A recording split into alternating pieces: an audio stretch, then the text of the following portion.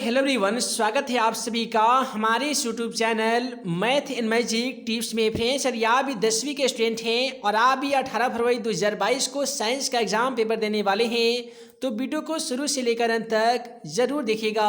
आज की इस वीडियो में हम आप सभी को बताएंगे साइंस का ऐसा इंपॉर्टेंट भी भाई ऑब्जेक्टिव क्वेश्चन का सलूशन जो कि आपके मैट्रिक के बोर्ड परीक्षा के लिए काफ़ी ही इंपॉर्टेंट है। इससे पहले वीडियो को लाइक नहीं करेंगे तो यार जल्दी से वीडियो को लाइक करने के साथ चैनल पे नए होंगे तो चैनल को सब्सक्राइब कर लीजिए ताकि ऐसे ही आने वाली हर इंपॉर्टेंट क्वेश्चन का वीडियो आप सभी को मिल सके। तो है दोस्तों, जैसा कि आप सभी मोबाइल स्क्रीन पे आज के पहला सवाल क्वेश्चन नंबर 1 को देख पा रहे हैं। पहला सवाल कहता है कि प्रकाश के अपवर्तन के कितने नियम होते हैं। पहला ऑप्शन में दिया गया 1, ऑप्शन बी में दिया गया 2, ऑप्शन सी में दिया गया है 3 और ऑप्शन डी में दिया गया है 4। तो जैसा कि आप सभी को मालूम होगा कि हमारा वीडियो सीरीज का पहला क्वेश्चन के जवाब आप सभी को वीडियो के नीचे जाकर कमेंट बॉक्स में इसका सही जवाब लिखना होता है। तो क्वेश्चन नंबर 1 का क्या सही जवाब होगा, आप जल्दी से वीडियो के नीचे चले जाइए और कमेंट बॉक्स में जाकर क्वेश्चन नंबर 1 का सही जवाब लिख के चले आइए। उसके बाद में अगला सवाल क्वेश्चन नंबर 2 को देख लीजिए कि प्रकाश के परावर्तन के कितने नियम होते हैं। याद रखिएगा, प्रकाश के परावर्तन की बात की जाए या प्रकाश के अपवर्तन की बात की जाए, प्रत्येक स्थिति में इसके 2 नियम होते हैं, इसलिए क्वेश्चन का सही जवाब ऑप्शन बी हो जाएगा। उसके बाद में क्वेश्चन नंबर 3 कहता है कि सरल सूक्ष्मदर्शी में किसका प्रयोग किया जाता है। याद रखिएगा, सरल सूक्ष्मदर्शी में उत्तल लेंस का प्रयोग किया जाता है, इसलिए क्वेश्चन का सही जवाब ऑप्शन डी हो जाएगा, उत्तल लेंस।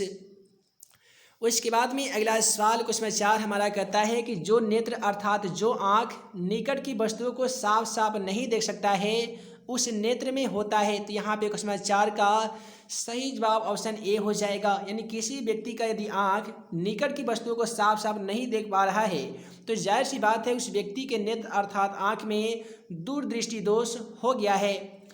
उसके बाद में अगला सवाल क्वेश्चन नंबर 5 को देख लीजिए दोस्तों। अगला सवाल क्वेश्चन 5 कहता है कि मानव नेत्र में, तो याद रखिएगा मानव नेत्र में उत्तल लेंस होता है। ये क्वेश्चन मैट्रिक एग्जाम पेपर में बहुत ही ज़्यादा बार पूछा गया है, इसलिए इसे याद कर लीजिएगा कि मानव नेत्र में कौन सा लेंस पाया जाता है। तो मानव नेत्र में उत्तल लेंस पाया जाता है। उसके बाद में अगला सवाल क्वेश्चन नंबर 6 को देख लीजिए दोस्तों। अगला सवाल क्वेश्चन 6 कहता है कि मानव नेत्र वस्तु का प्रतिबिंब निम्नलिखित में से किस भाग पर बनाता है। यानी मनुष्य का जो आँख है वो किसी वस्तुओं का प्रतिबिंब अपने आँख के कौन से भाग पे बनाता है। तो क्वेश्चन का सही जवाब ऑप्शन डी हो जाएगा, रेटिना पे बनाता है। उसके बाद में अगला सवाल तो काफ़ी ही पॉपुलर है, उम्मीद है आप सभी को मालूम होगा कि लघुपतन के समय परिपथ में विद्युत धारा का मान में क्या परिवर्तन होता है। तो यहाँ पे क्वेश्चन 7 का सही जवाब ऑप्शन ए हो जाएगा, यानी लघुपतन के समय विद्युत परिपथ में विद्युत धारा का जो मान है ना जी वो बहुत ही ज़्यादा बढ़ जाता है, इसलिए क्वेश्चन का सही जवाब ऑप्शन ए हो जाएगा, बहुत अधिक बढ़ जाता है। उसके बाद में अगला सवाल क्वेश्चन 8 हमारा कहता है कि किसी बल्ब से 220 वोल्ट पर 2 एम्पियर की धारा प्रवाहित होती है तो फिलामेंट का प्रतिरोध क्या हो जाएगा। बहुत ही सिंपल सवाल है और बहुत ही ज़्यादा इम्पोर्टेंट है। यहाँ पे हमें प्रतिरोध ज्ञात करना है तो हम वोल्ट बटा एम्पियर कर देंगे, अर्थात 220 बटा 2 कर देंगे तो ये आसान तरीके से 110 मरतबे कट जाएगा। और हम ज्ञात कर रहे हैं प्रतिरोध, और आप सभी को मालूम होगा कि प्रतिरोध का ऐसे मात्रक ओम होता है जिसे ग्रीक भाषा ओमेगा के द्वारा सूचित किया जाता है, इसलिए क्वेश्चन का सही जवाब ऑप्शन बी हो जाएगा, 110 ओम। उसके बाद में क्वेश्चन 9 कहता है कि R ओम प्रतिरोध वाले इन प्रतिरोधों का समानांतर क्रम में जोड़ने पर समतुल्य प्रतिरोध क्या हो जाएगा। तो यहाँ पे क्वेश्चन 9 का सही जवाब ऑप्शन ए हो जाएगा। जब भी R प्रतिरोध वाले इन प्रतिरोधों को समानांतर क्रम में हम जोड़ेंगे ना तो समतुल्य प्रतिरोध हमारा NR हो जाएगा। इसके बाद में अगला सवाल काफ़ी ही सिंपल है कि विद्युत धारा की प्रबलता का ऐसी मात्रक क्या होता है। दोस्तों जान जाइए कि विद्युत धारा का जो प्रबलता का ऐसी मात्रक होता है वो एम्पियर होता है, इसलिए क्वेश्चन का सही जवाब ऑप्शन ए हो जाएगा। इसके बाद में अगला सवाल कहता है कि धारा मापने वाले यंत्र को क्या कहते हैं, यानी उस यंत्र को हम लोग क्या कहेंगे जिसके माध्यम से धारा मापी जाती है। तो धारा मापने वाले यंत्र को हम लोग एमीटर कहते हैं और वोल्ट मीटर के द्वारा विभवांतर का मान मापा जाता है। यदि आप ओम के नियम का सत्यापन किए होंगे तो मालूम होगा कि वोल्ट मीटर के द्वारा विभवांतर का मान, तो वहीं पे ए मीटर के द्वारा धारा का मान मापा जाता है। उसके बाद में अगला सवाल करता है कि प्रतिरोध का सही मात्रक क्या होता है। दोस्तों उम्मीद है आप सभी को इसका आंसर तो जरूर आता होगा कि प्रतिरोध का सही मात्रक ओम होता है, तो वहीं पे प्रतिरोधकता का सही मात्रक ओम मीटर होता है। उसके बाद में अगला सवाल क्वेश्चन नंबर 13 को देख लीजिए। दोस्तों अगला सवाल क्वेश्चन 13 कहता है कि पवन विद्युत जनित्र में पवन की चाल कम से कम कितनी होनी चाहिए। तो यहाँ पे क्वेश्चन 13 का सही जवाब ऑप्शन ए हो जाएगा।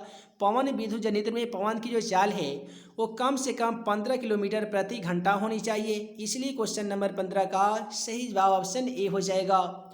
उसके बाद में आइए इसी प्रकार से अगला सवाल क्वेश्चन नंबर 14 को देख लेते हैं। दोस्तों अगला सवाल क्वेश्चन 14 हमारा कहता है कि निम्नलिखित में से कौन बायोगैस ईंधन का स्रोत नहीं है। तो यहाँ पे क्वेश्चन 14 का सही जवाब ऑप्शन सी हो जाएगा। देखिए बायोगैस ईंधन का स्रोत लकड़ी तो है, गोबर गैस भी है और कोयला भी है, लेकिन नाभिकीय ऊर्जा नहीं होगा, इसलिए क्वेश्चन का सही जवाब ऑप्शन सी होगा।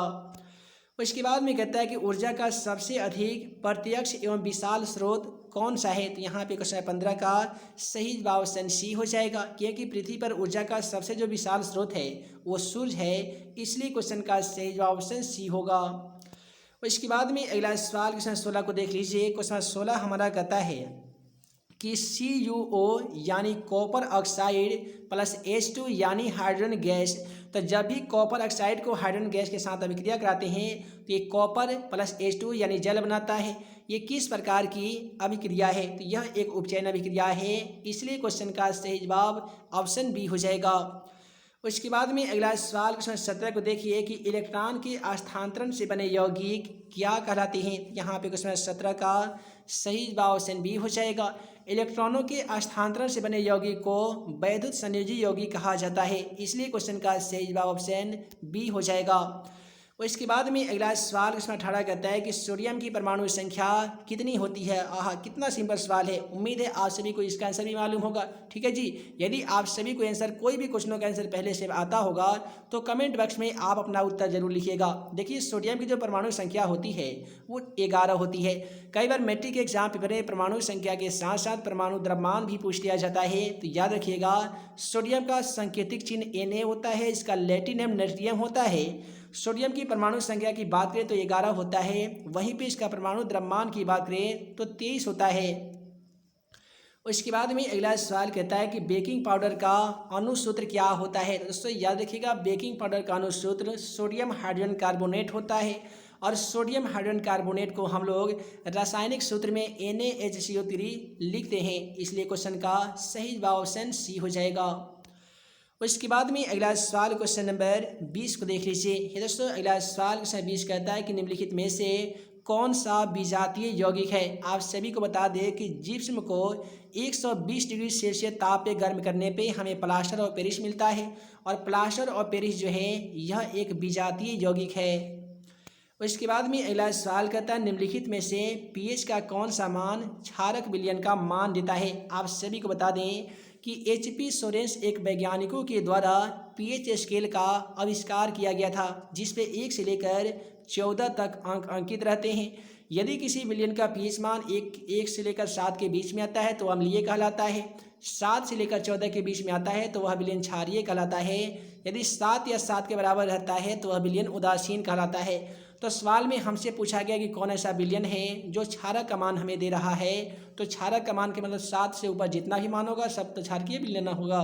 तो यहाँ पे 13 दिया गया है, तो 13 एक क्षारक विलयन का मान हो जाएगा। अगला सवाल है पीतल है। आप सभी को बता दें पीतल एक मिश्र धातु है, और आपको कमेंट बॉक्स में जाकर बताना होगा कि पीतल जो मिश्र धातु है ये किन किन धातुओं के मिलने से पीतल का निर्माण होता है। उसके बाद में अगला सवाल यहाँ पे क्वेश्चन नंबर 23 को देख लीजिए। दोस्तों अगला सवाल कहता है निम्नलिखित में से कौन सा आयनिक यौगिक है। ठीक है जी, तो यहाँ पे क्वेश्चन 23 का सही जवाब ऑप्शन सी हो जाएगा। CaCl2 जिसे हम लोग कैल्शियम क्लोराइड के नाम से जानते हैं, यह एक आयनिक यौगिक है। और इसके बाद में अगला सवाल क्वेश्चन 24 कहता है कि निम्नलिखित में से कौन सा पदार्थ ऑक्सीजन से संयोग नहीं करता है। यहाँ पे क्वेश्चन नंबर 24 का सही जवाब ऑप्शन बी हो जाएगा। गोल्ड एक ऐसा पदार्थ है जो ऑक्सीजन के साथ संयोग करता ही नहीं है।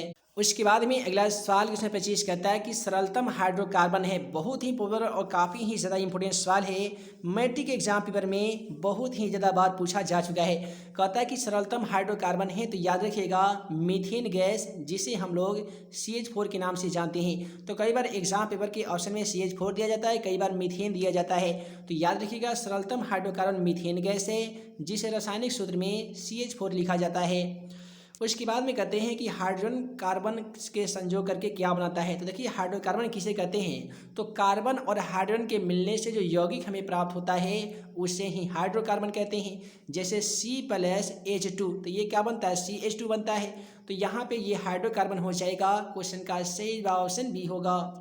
उसके बाद में अगला सवाल क्वेश्चन नंबर 27 को देख लीजिए। क्वेश्चन 27 कहता है कि वायुमंडल में CO2 की उपस्थिति कितनी होती है। तो याद रखिएगा मैट्रिक एग्जाम पेपर में यह एक ऐसा सवाल है जो ज़्यादा से ज़्यादा स्टूडेंट गलत इसका आंसर मार के चले आते हैं, क्योंकि आपको ऑप्शन में 0.03% भी दिया जाता है और 0.003% भी दिया जाता है। ध्यान दें 0.03% क्वेश्चन का सही जवाब होता है, लेकिन ऑप्शन में दिया जाएगा 0.003%, तो ये आपका गलत हो जाएगा। ये चीज़ ध्यान रखिएगा। बाद में अगला सवाल क्वेश्चन 28 कहता है कि ओजोन के एक अणु में ऑक्सीजन के परमाणुओं की संख्या कितनी होती है। तो दोस्तों याद रखिएगा ओजोन को O3 लिखा जाता है, जिसमें ऑक्सीजन के परमाणुओं की संख्या 3 होती है। अतः हम कह सकते हैं कि ओजोन को एक अणु में ऑक्सीजन के परमाणुओं की संख्या 3 होती है। क्वेश्चन का सही जवाब ऑप्शन सी हो जाएगा।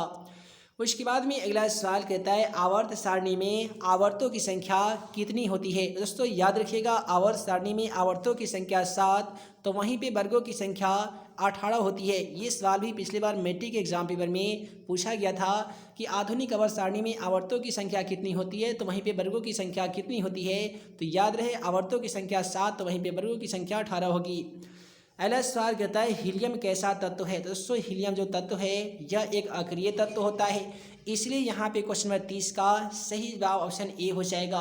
अक्रिय तत्व हो गया या शून्य वर्ग का तत्व के बारे में पूछा जाएगा कि इनमें से कौन सा शून्य वर्ग का तत्व है, तो He यानी हीलियम हो जाएगा। हीलियम के साथ साथ रेडान, जेडान, नियान, क्रिप्टान ये सभी के सभी अक्रिय तत्व और शून्य वर्ग के तत्व भी कहलाते हैं।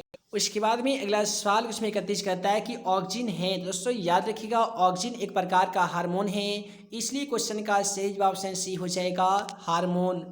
उसके बाद में अगला सवाल क्वेश्चन 32 भी आपके मैट्रिक एग्जाम पेपर के लिए काफ़ी ही ज़्यादा महत्वपूर्ण है। कहता है कि मनुष्य में ब्रिक संबंधित है, यानी मनुष्य में पाए जाने वाले ब्रिक एक तंत्र होता है, यह किस कार्य से संबंधित है। तो क्वेश्चन का सही जवाब ऑप्शन सी हो जाएगा। मनुष्य में उत्सर्जन करने के लिए जो तंत्र सहायक होते हैं उसे ब्रिक कहते हैं। ब्रिक के माध्यम से मनुष्य में यूरिया, यूरिक अम्ल और एमिनो अम्ल का उत्सर्जन किया जाता है। उसके बाद में अगला सवाल कहता है कि मानव में डायलिसिस थैली है। तो मनुष्य में पाए जाने वाले डायलिसिस थैली को हम लोग नेफ्रॉन कहते हैं। क्वेश्चन का सही जवाब ऑप्शन ए हो जाएगा नेफ्रॉन। उसके बाद में आइए अगला सवाल हम लोग क्वेश्चन नंबर 34 को देख लेते हैं। दोस्तों अगला सवाल क्वेश्चन 34 कहता है कि भोजन का पचना किस प्रकार की अभिक्रिया है। तो याद रखिएगा भोजन का पचना यह एक उपचयन अभिक्रिया है, इसलिए क्वेश्चन का सही जवाब ऑप्शन ए हो जाएगा उपचयन अभिक्रिया। उसके बाद में अगला सवाल क्वेश्चन 35 जो देख पा रहे हैं ना, ये मैट्रिक एग्जाम पेपर में 100% ये आपको एग्जाम पेपर में देखने को मिल सकता है। कहता है कि मुकुलन के द्वारा प्रजनन किस में होता है। मुकुलन के द्वारा जब प्रजनन होता है ये 2 जीव में होता है, पहला होता है हाइड्रा, तो दूसरा होता है ईस्ट में। तो याद रखिएगा मैट्रिक एग्जाम पेपर में यदि ईस्ट देगा तो हाइड्रा नहीं देगा, और हाइड्रा यदि देगा तो ईस्ट नहीं देगा। यदि ये दोनों ऑप्शन में दिया जाएगा तो कहीं ना कहीं ऑप्शन सी में रहेगा, ए और बी दोनों।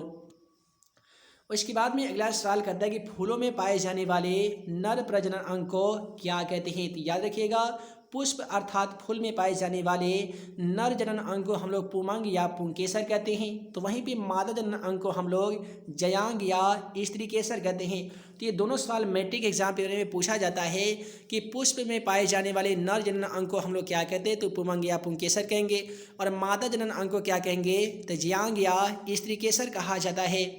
उसके बाद में कहता है कि गुणसूत्र बने होते हैं, यानी जो गुणसूत्र होते हैं ये किस चीज़ के बने होते हैं। तो यहाँ पे क्वेश्चन 37 का सही जवाब ऑप्शन डी हो जाएगा।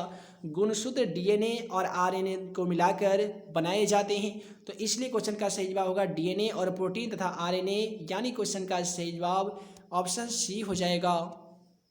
इसके बाद में अगला सवाल क्वेश्चन 38 को देखिए कि कोशिका के आनुवंशिक पदार्थ है। तो दोस्तों बहुत ही सिंपल सवाल है, उम्मीद है इसका भी आंसर आप सभी जानते होंगे कि कोशिका के जो आनुवंशिक पदार्थ है ना उसे हम लोग डीएनए कहते हैं। और डीएनए का पूरा नाम क्या होता है ये भी 10वीं कक्षा के एग्जाम के लिए काफ़ी महत्वपूर्ण है, तो याद रखिएगा डीएनए का पूरा नाम डीऑक्सी राइबोन्यूक्लिक अम्ल यानी एसिड होता है।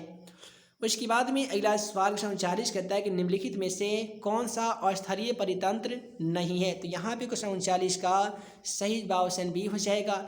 एक्वारियम जो है यह एक अस्थायी परितंत्र नहीं है। उसके बाद में कहता है कि CFC है। बहुत ही सिंपल सवाल है। देखिए जो वायुमंडल में जो ओजोन मंडल पाए जाते हैं तो ओजोन परत को भेदने का काम यही करता है CFC, जिसका पूरा नाम क्लोरोफ्लोरोकार्बन होता है। तो क्वेश्चन का सही जवाब ऑप्शन ए हो जाएगा क्लोरोफ्लोरोकार्बन। तो ये दोस्तों आज की इस वीडियो में हम लोगों ने देखा 10वीं कक्षा के साइंस का 1 से लेकर 40 तक का ऐसा इम्पोर्टेंट VVI ऑब्जेक्टिव क्वेश्चन का सलूशन जो कि आपके मैट्रिक के बोर्ड परीक्षा के लिए काफ़ी ही ज़्यादा इंपॉर्टेंट था। उम्मीद है आज का ये वीडियो आप सभी को पसंद आया हो। तो वीडियो को लाइक करें, अपने दोस्तों में शेयर करें। ऐसे ही नए नए वीडियो पाने के लिए आप हमारे YouTube channel math and magic tips को सब्सक्राइब करना बिल्कुल ना भूलिएगा। तो ये दोस्तों हम जल्द मिलेंगे ऐसे ही 10वीं कक्षा का सभी सब्जेक्ट का इम्पोर्टेंट ऑब्जेक्टिव तथा सब्जेक्टिव क्वेश्चन का सलूशन के साथ। तब तक के लिए आप सभी को वीडियो देखने के लिए बहुत बहुत धन्यवाद।